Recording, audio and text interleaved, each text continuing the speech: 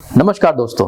प्रख्यात लेखक हरिशंकर परसाई ने लिखा है कि भ्रष्टाचार के विरोध का आंदोलन एक निरर्थक आंदोलन होता है और इसे राजनीतिक पार्टियां एक मनोरंजन की तरह लेती हैं और कबड्डी के मैच की तरह खेलती हैं।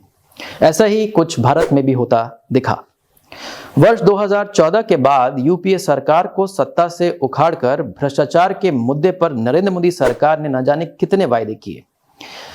अपने दोनों कार्यकाल में सरकार ने बहुत सारी नीतियां, निर्णय और कार्य प्रारंभ किए, लेकिन भ्रष्टाचार के मुद्दे पर उन्होंने क्या कार्य किया, यह जानना जरूरी है।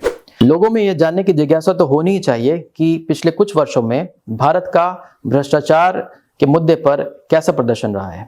इसको जानने के लिए हम ट्रांसपेरेंसी इंटरनेशनल के करप्शन परसेप्शन इंडेक्स का सहारा ले सकते हैं। ट्रांसपेरेंसी इंटरनेशनल के करप्शन परसेप्शन इंडेक्स को विश्व की 12 संस्थाओं के सर्वे द्वारा बनाया जाता है, जिन्हें काफी विश्वसनीय माना जाता है, जिसमें विश्व बैंक और वर्ल्ड इकोनॉमिक फोरम भी शामिल है। तो आइए डॉक्टर मनमोहन सिंह के नेतृत्व वाली यूपीए सरकार और प्रधानमंत्री मोदी के नेतृत्व वाली एनडीए सरकार के बीच एक तुलना करते हैं और जानने की कोशिश करते हैं कि भ्रष्टाचार के मुद्दे पर दोनों सरकार का कैसा प्रदर्शन रहा है।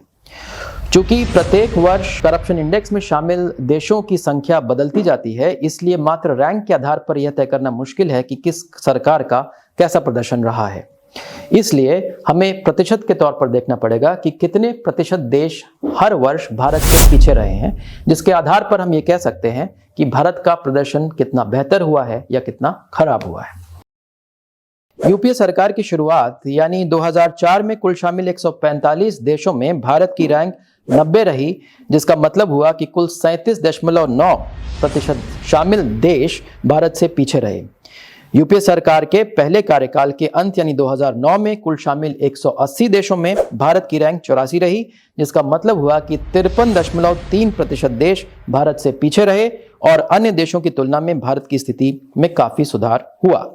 इसी प्रकार यूपीए सरकार के दूसरे कार्यकाल के अंत में कुल शामिल 175 देशों की सूची में भारत का स्थान 85 रहा, मतलब 51.4% देश भारत से पीछे रहे।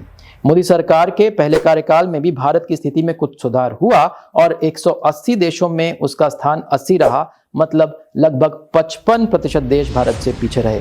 यानी कि स्थिति में मामूली सुधार हुआ, लेकिन इस आंदोलन के आधार पर बनी सरकार से शायद उम्मीदें कहीं ज्यादा थीं।